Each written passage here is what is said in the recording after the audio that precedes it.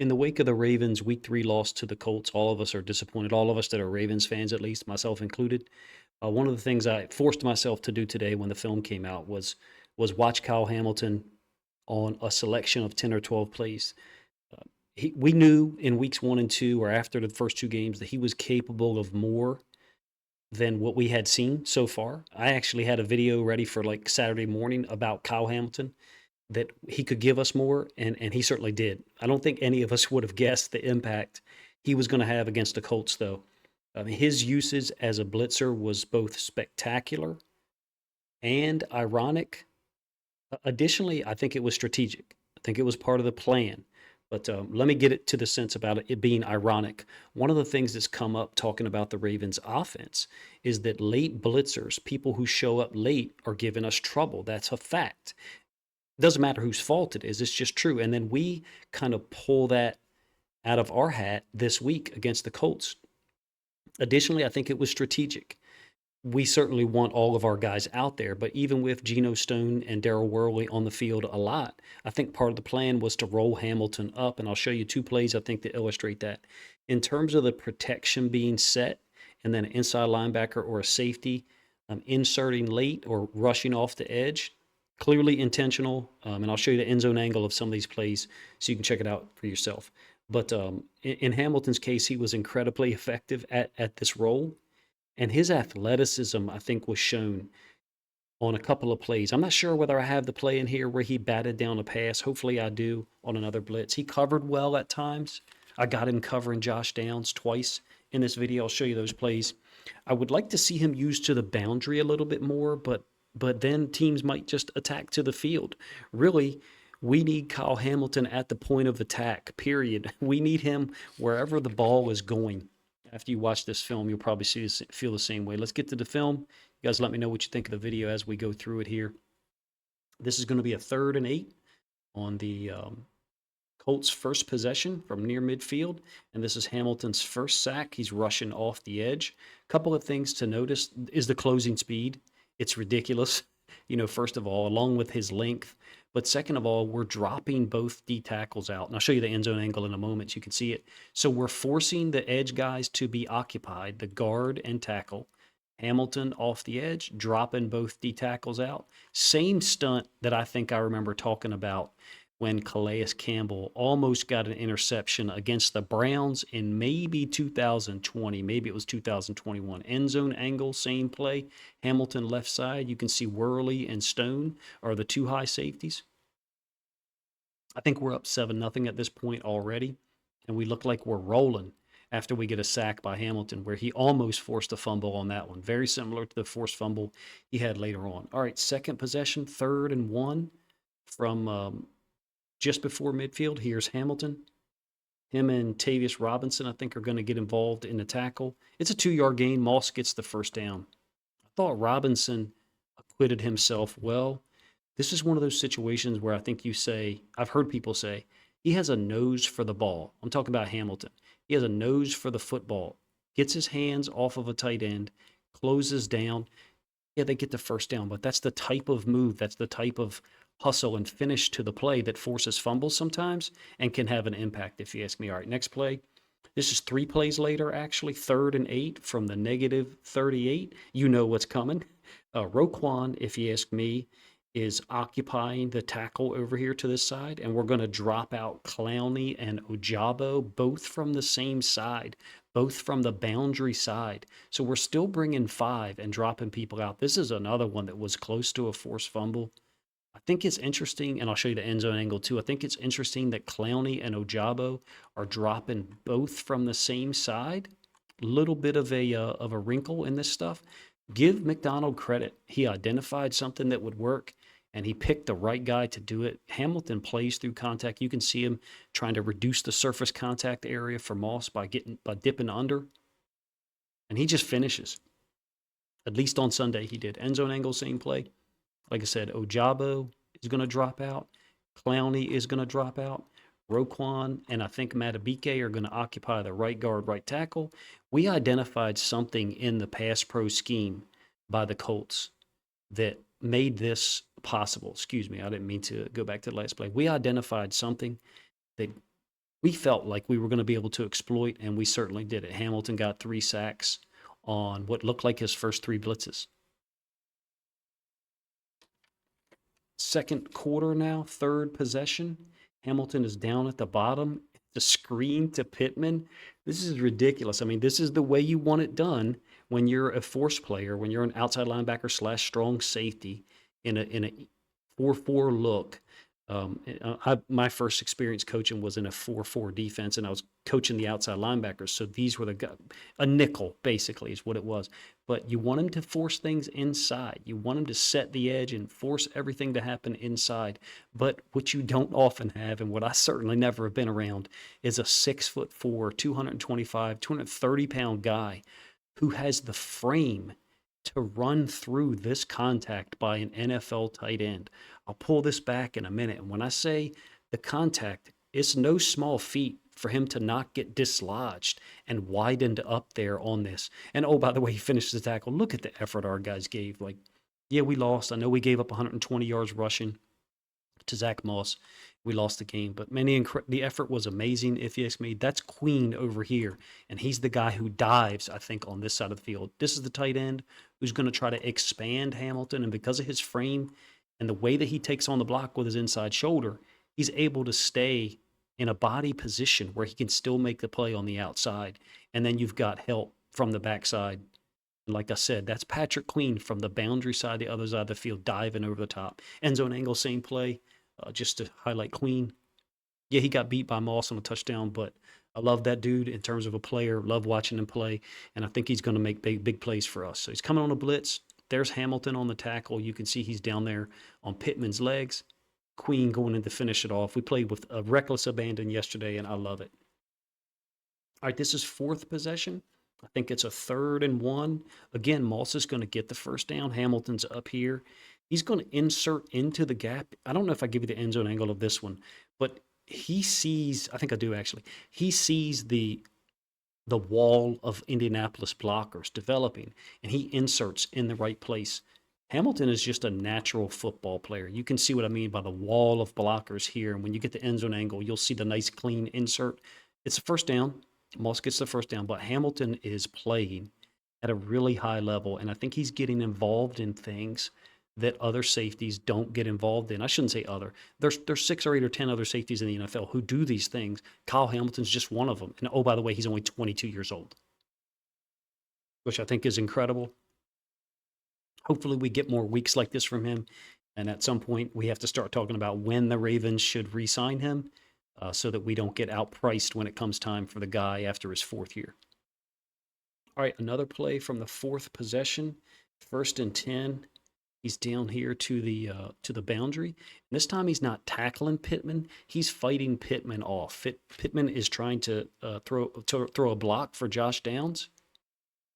And he doesn't destroy Pittman, but he clearly fights off the block quickly. Josh Downs is a good football player, man. And Hamilton had to cover him twice. And there's a 3rd and 3 that I'm going to show you here in a moment that Downs looks like he'd be open if Hamilton doesn't make contact with him downfield. But physical contact is something that he wins those engagements. Some guys win and some guys don't when there's physical contact on the first engagement. And Kyle Hamilton is a guy who looks like he usually wins the first engagement. Gets involved with the tackle there. I think it's Worley in there as well. All right, unfortunately, 2 plays later, this is the touchdown where Queen gets beat by Moss. Hamilton's occupied with one of the tight ends. Maybe some of these situations where teams put 2 tight ends and a running back into the boundary, maybe it's possible that we shouldn't just lock up man there. It's a great catch by Moss, don't get me wrong. But what I'm talking about is you got 2 tight ends here, and then the 3rd receiver to that side, or 3rd potential eligible receiver is the running back. In this case, Moss. We need to have 3 people who can defend it. And in this case, Queen is lined up outside, looking right at the back. I think Queen kind of presses this a little bit. He's not beat right now, but now he's got to turn and get upfield. I would prefer for him to be a little bit slower in coming downhill so he could be on top of this at the beginning of the route, which I think helps you be on top of it at the end of the route as well. This is a familiar position for me that I used to coach. We would coach like that. That's not a release to come block you. What I'm talking about is this angle by the running back. That's not a release to come block you. You don't want to let him cross your face, but you also don't want to come downhill while he's running towards the sideline, which is how this turns out. So it can be a lot more complicated than that. Don't get me wrong, but it's an unfortunate situation where we ended up with Queen getting isolated and Minshew and Moss made the play. All right, late second quarter. This is a 2nd and 15. This is a tough cover. This is Kyle Hamilton, like I said, 6'4", 225, 230, and he's covering Josh Downs. There's a lot of field out here, number one. Number two, we've got him playing nickel here, guys, which is, is it a coincidence that the game where we moved him to play a lot of nickel is the game where he had the most impact? I don't think so. I think it's possible that this is where right now he will have the most impact for us. Now, part of that is getting Marcus Williams back. Hopefully Geno Stone is okay. I don't know what his status is. So certainly we can't just roll him down there at nickel if one of our other safeties is going to be out for a period of time as well. But it's possible that right now him playing right here is the most impactful position for him personally. Does that help our defense? Does it possibly, expose us a little bit more on the back end by having other guys back there? I don't think so, but that's a valid question for someone to pose or a valid perspective for a person to have. As it stands, uses the width of the field, Downs still ends up getting 5 yards, but it's a 2nd and 15, maybe 6 yards. It's a 2nd and 15. You'll give that up. Because on the very next play, 3rd and 9, we go with the cheat code, and he gets his 3rd sack. Now, Pittman eventually recovers this huge moment. I think late 3rd quarter, 2 of our guys get their hands on the football. If you've ever been involved in these situations, either as a player or a coach, it's frustrating. Clearly it's frustrating as a fan that Moon and then I think Brandon Stevens have opportunity to get the football. We've been involved in it as coaches before where, we have a 10-0 lead on an unbeaten team in the playoffs, and we have an opportunity to scoop and score on their 20, and we're not able to pick it up, and they end up getting possession back. And from that day forward, we said, we're going to scoop and score every day. And we put it in our conditioning drills. We put it in our pre-practice drills. But this is an incredible burst by Hamilton, and he finishes this like a linebacker. There is a thud there. I don't think Minshew got up. He's hustling here to get after the football, don't get me wrong, but Minshew understood that he got hit on that play, just like a boxer understands when he gets hit hard. At the end of a round, he goes back to his corner, and they understand, oh, shoot, our guy almost got KO'd. He's really hurt. But in any case, man, a huge play by Hamilton, a huge missed opportunity for us as the Ravens and then Ravens fans. I'm not sure if we can continue doing these blitzes 3, 4, 5 times in a half and have them be this successful. You would have to think the Browns are going to be prepared for it next week, but certainly offensively, they have been quite inconsistent. 3rd quarter, this is a 2nd and 6, I believe, and it's a run play. The back is away from him. He's to the field. He's playing nickel here, by the way, guys. And this is a cheat code. This is an absolute cheat code. We're bringing him off the edge. I suspect if there's no mesh there between the quarterback and the running back, that he's probably going to drop in coverage. But maybe this is just another edge blitz, whether it's a run or a pass play. Sometimes you read this as quarterback opens to you and no mesh, then you drop out in coverage. And sometimes you read this as running back away from you, quarterback back to you, go ahead and attack. There's different coverages that do that, and clearly we were moving down a safety and dropping the other safety back, so that's part of the read, or that's just a called blitz where he's attacking because it was working so well. 3rd and 3, and I think we get pressure by Clowney on this one, and he's covering Josh Downs. There is the opportunity for this ball to be completed. Don't get me wrong. I think he makes a little bit of contact right there on about the 31 or the 32, and Downs is going to run away from him. He's going to get separation at the end of this route. Hamilton is one of those guys that I think right now, the biggest plays he's making is coming forward. His forced fumble against Hayden Hurst in the playoffs, coming forward. Last year against the Browns, some of those plays he made coming forward. He can play going sideways as well. But I haven't seen him make a ton of plays going backwards. It doesn't mean he can't. It just means his relative strength for what he can offer right now might be best suited as coming forward. may not get many opportunities for him to play up close if we got other guys hurt for a while. But when we get a healthy Marlon Humphrey and a healthy Marcus Williams, where was Rock Ya-Sin on Sunday? I didn't see him. Was he on the field? Geno Stone's got to be involved in the mix. I think he's playing well. Hamilton's usage, I'm not saying he should only play nickel. I'm not saying that. I'm saying it should be versatile. And we should put him in multiple positions so the defense doesn't know where he is, because we have an absolute weapon out there at the nickel position or blitzing off the edge or getting involved in the run game, and that's Kyle Hamilton. Let's do it this way. Marcus Williams, Geno Stone, those guys are not going to offer you that.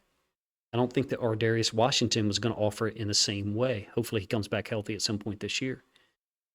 We shouldn't line up Hamilton at nickel every play. We should have his usage and his deployment be versatile so that the offense doesn't know exactly where he's going to be on every play. That may involve some more planning and some more detailed practice, participation by him, but I think he looks the part.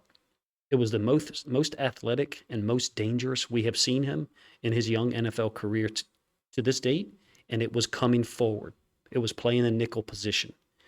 He made plays. I think his range is unbelievable side to side. His ability to make plays coming downhill is unbelievable. Moving backwards, not saying he can't make plays, but we haven't seen plays like these yet moving backwards. When all those other guys are out on the field, he appears to be the most powerful guy at the point of attack. I think I said it earlier. We've got to figure out a way to get him to the point of attack, whether that's to the field, whether that's to the boundary. I think that changes on a play-by-play basis. He looks like a guy who can move around and do a whole lot of things well. You guys, first of all, let me know if you're as impressed by Kyle Hamilton's play in Sunday's game. I actually didn't show you the play where he blitzed and knocked down a pass, so that's my fault on that one. But let me know if you're as impressed by his play, besides just the 3 sacks. It's the force he played with, his ability to get involved in the run game, destroy screens out on the edge, cover Josh Downs once really well on the out route, on the speed out on 2nd and 15.